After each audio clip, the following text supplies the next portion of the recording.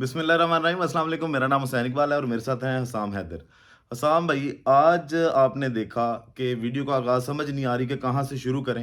चलें ख्वाजा आसिफ के उस जुमले से शुरू कर लेते हैं जो उन्होंने पार्लियामेंट में बोला था कि कोई शर्म होती है, कोई हया होती है और कोई ग्रेस शो करनी चाहिए। हुँ, तो आज इलेक्शन कमीशन ने जिस तरह आज पाकिस्तान तहरीक-ए-इंसाफ के जो 90% उम्मीदवारान हैं, हुँ, उनका जो कागज़ात नामज़दगी मुस्तरद किए हैं, वो सूरत हाल आपने सारी देखी कि जी। पहले मरहला बहुत मुश्किल था कागज़ात जमा करवाने का। हुँ, उसमें जैसे पकड़-दकड़ हुई लेकिन फिर भी तहरीक-ए-इंसाफ ने उसमें कामयाबी हासिल की और वो डटे रहे और किसी न किसी तरह से वो ये कागज़ात नामज़दगी जमा करवाने जमा में जो है वो करवाने में। कामयाब हो गए।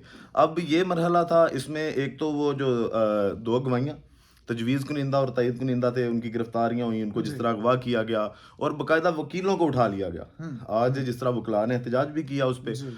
वो भी आपने सूरत-ए-हाल देखी। अब जो आखिरी पैंतरा था इलेक्शन कमीशन के पास, आज वो भी इस्तेमाल कर लिया गया है हुँ, और कागज़ात की जाँच-पड़ताल की आज आखिरी तारीख थी हुँ, और उस पे आखिरी तारीख में ये कार्रवाई डाली गई है। ये एक तो हुँ, टाइमिंग बड़ी हुँ, मैटर करती है ना कि आपने आखिरी तारीख में हुँ, आके वो सारी हरकतें की हैं हुँ। और जो पाकिस्तान तहरीक-ए-इंसाफ के 90% उम्मीदवार हैं, वो अब उनके कागज़ात नामज़दगी बिल्कुल हुसैन मुस्तरद साहब, कर ये दिए गए हैं। बताते चलें कि तहरीक-ए-इंसाफ की मरकज़ी क़यादत इलेक्शन कमीशन से बाहर हो गई है। कागज़ात नामज़दगी मुस्तरद होने वाले तहरीक-ए-इंसाफ के उम्मीदवारों की लाइन भी लग गई है। लाहौर और मियांवाली से बानी पीटीआई के कागज़ात नामज़दगी मुस्तरद, मुल्तान से vice chairman PTI Shah Mahmood Qureshi, Zain Qureshi और मेहरबानो कुरैशी के कागज़ात नामज़दगी मुस्तरद, थर से भी ज़ैन कुरैशी के कागज़ात नामज़दगी मुस्तरद और साथ ही साथ मंडी बहाउद्दीन से परवेज़ इलाही, मुनस इलाही और कैसरा इलाही के कागज़ात नामज़दगी भी मुस्तरद। इसके साथ ही स्पीकर कौमी असम्बली असद कैसर और डिप्टी स्पीकर कासिम सूरी के कागजात नामजदगी भी मुस्तरद। मानसेरा से नवाज शरीफ के मद्दे मुकाबिल आजम खान सवाती की कागजात नामजदगी भी मुस्तरद और साथ ही अटक से जुल्फी बुखारी, लाहौर से डॉक्टर यास्मिन राशिद के कागजात नामजदगी मुस्तरद, लाहौर से पंजाब असम्बली के हमाद अजहर के कागजात नामजदगी मुस्तरद, शेख रशीद और शेख राशिद शफी के रावलपिंडी से कागजात नामजदगी मुस्तरद हो गए हैं। एक बड़ी लाइन लग गई है और जो मेन करते धरते थे। और असान साहब, जो आपने ये लाइनें पढ़ी हैं, ये तो बड़े चंद एक जो मेन नाम है, जो हुँ। इनकी मरकज़ी इसके अलावा लीडरशिप कई है। सारे लोग उसके हैं। अलावा 700 उम्मीदवार है और उसमें से तकरीबन 90% को जो है वो आज मुस्तरद कर दिया हुँ, गया और जो उन पे एतराज़ात लगे हैं, वो बड़े मज़ाहिया किस्म के हुँ, हैं कि किसी हुँ। ने जनाब बिजली का बिल नहीं बिल जमा नहीं करवाया, दिया, जिस तरह वो हाँ। जो सनम जावेद की बात की हाँ जाए, तो जी। उन पे ये एतराज़ लगा, जी बिजली का बिल नहीं घर का जमा करवाया हुआ। या किसी पे अगर कोई एफआईआर है, तो उस पे हुँ, भी कह दिया गया, जनाब इसके कागज़ात मुस्तरद कर दो। हुँ, हालाँकि इलेक्शन के किसी एक्ट में ये नहीं है कि किसी पे अगर कोई सिर्फ़ एक एफआईआर है और वो मुजरिम साबित नहीं हुआ, तो हुँ। क्योंकि जब एफआईआर होती है तो वो बंदा मुल्ज़िम होता है ना, मुजरिम तो बिल्कुल, साबित नहीं बिल्कुल, होता। ऐसे ही तो है। उसकी बुनियाद पे भी जो है वो कर दिया गया अच्छा मुस्तरद। हुसैन साहब, एक आपने बताया कि 700 से ज़ायद के जो करीब पीटीआई के लोग थे जिन्होंने कागज़ात नामज़दगी जमा करवाए थे, उनको मुस्तरद कर दिया गया है। पूरी दुनिया में, पाकिस्तान में तो लोग देख रहे हैं, हम आप भी देख रहे हैं, पूरी दुनिया में लोग देख रहे हैं, पाकिस्तान की जमहूरियत का क्या इमेज जा रहा है।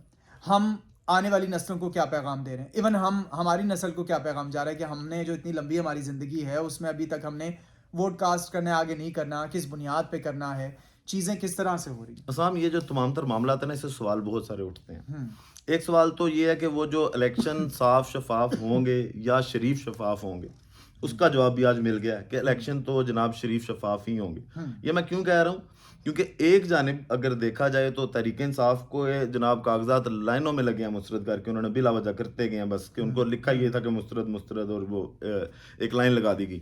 दूसरी जानिब वो मुस्लिम लीग नून हो या वो जो उनके अलायंस में आ रही हैं पार्टीज़ वो हों, हुँ, जिन्होंने पहले ये पीडीएम गवर्नमेंट का इत्तेहादी रही जितनी पार्टीज़ वो हों, हुँ, उनके जितने जो लीडर हैं, जिस तरह नवाज शरीफ साहब हैं, नवाज शरीफ साहब के हालाँकि ताहयात नाअहली का अभी तक उन पे वो छाप लगी हुई है। हुँ, लेकिन वो उनके कागज़ात मंज़ूर हो जाते हैं, शहबाज मंज़ूर हो शरीफ साहब के जाएँगे। मंज़ूर हो जाते हैं, हुँ, मरीम नवाज़ के मंज़ूर हो जाते हैं, जहांगीर तरीन साहब, उन पे भी नाअहली का केस है, हुँ, उनके भी मंज़ूर हो हुँ। जाते हैं। तो इसी पे आप देख लें कि इलेक्शन कमीशन जो है वो क्या ये जो हरकतें कर रहा है, उसके बाद साफ़ और शफ़ाफ़ इंतखाबात की कहीं न कहीं दलील देने के काबिल रहेगा? एक सवाल तो ये उठता है। सर, ये तो आप उनकी प्रेस कॉन्फ्रेंसेस सुने तो वो कहते हैं जी कि election commission is very good, ideal election commission, क्योंकि वो हमारे कागज़ात नामज़दगी जमा भी किए हैं, मंज़ूर भी कर रहा है और हमारी सारी बातें भी मान रहा है। लेकिन बात ये है कि जैसे आपने कहा कि ताहयात नाअहली वाली बात, तो क्या करते धरतों को ये बात नज़र नहीं आ रही है? अदालतें इस पर क्यों खामोश हैं? या ये सब कुछ जो हो रहा है आज, स्पेशली जो कुछ हुआ, क्योंकि आज आखिरी तारीख थी और सर जो कुछ भी हुआ है इस पर कानूनी कार्रवाई तो जो करने वाले हैं वो अदालतों को करेंगे। एक्शन लेना चाहिए। पहले तो सुप्रीम कोर्ट का क्योंकि फैसला है, नवाज शरीफ साहब की नाअहली का फैसला जो सुप्रीम कोर्ट की जानिब से हुआ था, तो सुप्रीम कोर्ट को भी इस पे एक्शन कहीं ना कहीं पे लेना चाहिए। लेना लेकिन चाहिए। अभी तक सुप्रीम कोर्ट ने खुद ही एक कन्फ्यूजन फैलाई और उन्होंने कहा कि जनाब अभी तक जो नाअहली का ताहयात नाअहली का जो मामला है वो इतना क्लियर नहीं है।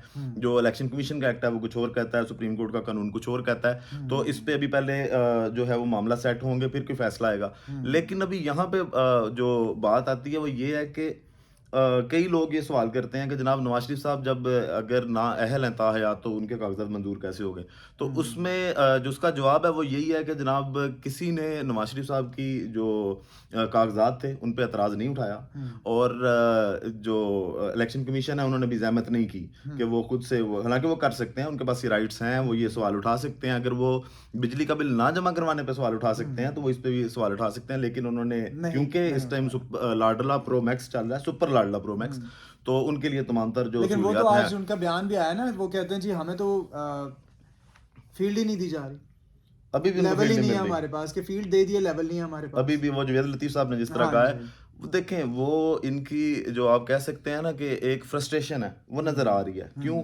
आपने आज जलसा भी देखा फर्रुखाबाद शेखुपुरा, और ये किसी दौर में पाकिस्तान मुस्लिम लीग नून के गढ़ हुआ करते थे। लेकिन अगर आप देखें कि जो सदर है मुस्लिम लीग नून के शहबाज शरीफ साहब, ठीक है, वो खुद उस जलसे में गए खिताब करने के लिए और अवाम का कोई वो जलसा नुमा मामला तो आपको नज़र नहीं है, वो एक वर्कर कन्वेंशन ही लगता रहा। और इस तरह का जब आप माहौल देखते हैं, और जावेद लतीफ़ साहब को आपने कुछ और बात कहते भी सुना होगा, वो कह रहे हैं कि जनाब सोशल मीडिया पे कैंपेन चल रही है कि जनाब पीटीआई मकबूल है या नवाज शरीफ मकबूल नहीं है और नवाज शरीफ इलेक्शन में नहीं होंगे।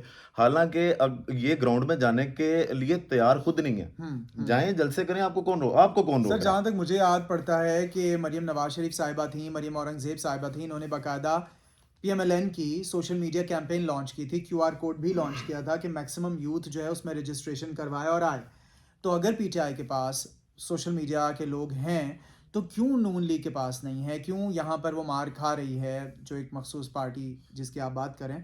साथ ही आपने आज के जलसे का जिक्र किया, तो जलसा भी हमारे सामने है जी। अगर सोशल मीडिया पे नहीं है तो जलसे में आ जाते, तो जलसे में भी तो नहीं जलसे आए। में भी नहीं, वही फ्रस्ट्रेशन है जो वो निकाल रहे हैं, इस तरह की बातें कर रहे हैं कि अभी भी उनको लगता है इनकी लेवल प्लेइंग फील्ड तब तक नहीं होगी जब तक नवाज शरीफ साहब के सर पे जो है वो ताज नहीं सजा दिया जाएगा।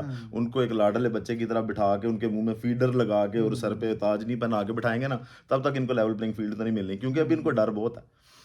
मसला ये है, अब ये तमाम तर मामला हुए, एक सवाल तो ये उठता है कि इलेक्शन साफ शफाफ होंगे या नहीं होंगे। एक सवाल इस पे ये भी उठता है कि क्या अब ये तमाम तर जो आज हरकतें की गई हैं इलेक्शन कमीशन की जानिब से, तो कहीं अदलिया के कंधे पे बोझ तो नहीं डालने की कोशिश की जा रही, क्योंकि अब जो 3 जनवरी तक है वो एतराज़ात के खिलाफ अपीलें जाएंगी और फिर वो जो ट्रिब्यूनल है वो 10 तारीख तक, 10 जनवरी तक जो है वो तमाम तर मामला देखेगा और 12 तारीख को जो है वो कागजात इनके हवाले किए जाएंगे और फिर निशान अलॉट किए जाएंगे। अगर फिर भी किसी उसको एतराज़ है उम्मीदवार को कि जनाब उसके कागजात जो हैं वो गलत मुस्तरद किए गए हैं, मुस्तरद नहीं होने चाहिए थे, तो फिर हाई कोर्ट्स का रास्ता खुलेगा ना, कोर्ट्स की तरफ बात जाएगी, बातें आगे जानी शुरू होंगी। और जब ये बातें आगे जाएंगी तो उसमें शायद कहीं ना कहीं अदलिया को ये तमाम तर मामला ठीक करने के लिए कानून और कानून के मुताबिक अगर वो करते हैं तो शायद कुछ थोड़ा टाइम दरकार हो, और हो सकता है कि अदालत के कंधे पर ये बोझ डालकर जो है वो इंतखाबात को जो कहीं डिले तो नहीं करवाया जा रहा, इस तरह की भी कोई सोच आ सकती है इस पे। अब हसाम बात करते हैं इस वक्त इस चीज़ की कि ये जो तराजू है इलेक्शन कमीशन का, एक तो होता है अदालतों का तराजू, अब इलेक्शन कमीशन भी एक तराजू लेके खड़ा है और उसके पलड़े बिल्कुल भी बराबर नहीं है। इंटरनेशनली और लोकली हमारे लोगों पे कितना इम्पैक्ट होगा इन इंतखाबात का? सर आपने लोगों की बात की, मैं करना चाह रहा था, इस पे आना चाह रहा था। नून लीग भी ये कहती है कि जी आवाम का मैंडेट हो और आवाम नज़र आए। अगर वही आवाम इनके जलसों में आए तो आवाम बाहर निकले। अगर वही आवाम अपने हक के लिए, सच के लिए और अपने राइट्स के लिए एक प्रोटेस्ट करे या बाहर निकल के एहतजाज करे और पुरअमन एहतजाज करे, तो वो लोग दहशतगर्द हैं और वही लोग मुल्क में अनारकी फैला रहे हैं। तो हमें सबसे पहले तो डिफ़ाइन करनी पड़ेंगी चीज़ें, और इस सवाल को मैं आपके ऊपर थ्रो करूँगा कि सर जलसों में जाए आवाम तो जायज़ है, लेकिन अगर अपने हक के लिए बोले तो ना जायज़ है। सर ऐसे ही है कि असल में ये जो तमाम तार कोशिशें थी शायद ये इसलिए की जा रही थी जो इतना एक हजान की कैफियत फैलाई गई है इलेक्शन से पहले, और कभी इलेक्शन को मुतनाज़ करने की खबरें जिस तरह फजलुर रहमान साहब के बयान और सारे आते रहे हैं कि जनाब शायद देर हो जाए या ना हो, तो वोटर को कहीं ना कहीं पे शायद मायूस करने की एक कोशिश थी ये। हम्म क्योंकि इनको इस चीज़ का तो अंदाज़ा है कि अगर वोटर टर्नओवर जो है वो, अगर वोटर बाहर निकलता है इलेक्शन के दिन, हम्म तो फिर तो कोई चांस नहीं है मियाँ साहब के। हम्म हाँ, ये हो सकता है कि पीटीआई को इतना नुक्कर पे लगाएं कि हम्म जनाब पीटीआई का वोटर जो है वो बाहर ही ना आए। मुतनफ़िर हो जाए। हाँ, मतलब फिर हो जाए, वोट ही ना करे, और फिर वो जो वो बाकी वोटर आएंगे वो पाकिस्तान मुस्लिम लीग नून को या बाकी लेकिन पार्टी को आवाम वोट से ये देंगे। रिक्वेस्ट है कि वोट डालना आपका राइट है। It's your obligation. वोट का इस्तेमाल ज़रूर करें, किसी को भी डालें। ये बात नहीं है कि आप नून लीग को डालें, आप किसको पीटीआई वोट को डालें डालें। वो हर इंसान का आपकी अपना अपनी इख्तियार है। चॉइस है, लेकिन वोट ज़रूर डालें। अपना ये राइट ज़ाया ना करें। आज हुँ, साम बैरिस्टर गौहर साहब ने भी यही बात की है ना, हुँ, उन्होंने कहा कि जनाब हम जो है वो डटे रहेंगे, हुँ, हम मैदान खाली नहीं छोड़ेंगे, और उन्होंने अपने कारकुनान को भी यही कहा कि आप डटे रहें और मैदान खाली ना छोड़ें। और इस हुँ, वक्त जो इतनी पैनिक कंडीशन है मुस्लिम लीग नून में, जो तमाम तर उनकी दिमागी तवाज़ुन जो हिला हुआ है, अगर उसको हुँ, देखा जाए तो वो इसी वजह से है कि पाकिस्तान मुस्लिम लीग नून के लिए मैदान खाली नहीं छोड़ा तहरीक इंसाफ ने। और उन्होंने जब ये ऐलान कर दिया था कि हमें कोई भी उम्मीदवार मिले, लेकिन हम हर हलके से, वो सूबाई हो, वो कौमी असम्बली का हो, हम अपना कैंडिडेट खड़ा ज़रूर करेंगे। और हुँ, अब वो फ्रस्ट्रेशन है जिसमें ये सारा कुछ करवाया जा रहा है सिर्फ एक लाडले की सहूलतकारी करने के लिए। तो हुँ, ये चीज़ें जो हैं वो इंतखाबात के शफाफ होने पर बहुत बड़े सवालात उठाएंगी। इस तरह के इंतखाबात आप मईशत की बेहतरी की अगर बातें करते हैं, तो इस तरह के इलेक्शन करवा के आप मईशत की जो है वो बेहतरी नहीं कर सकते। हुँ, बाकी वीडियो का अख्ताम करते हैं सामने से दुआ के साथ कि अल्लाह ताला पाकिस्तान पर अपनी लाखों करोड़ों रहमतें नाजिल करे। आमीन। पाकिस्तान जिंदाबाद।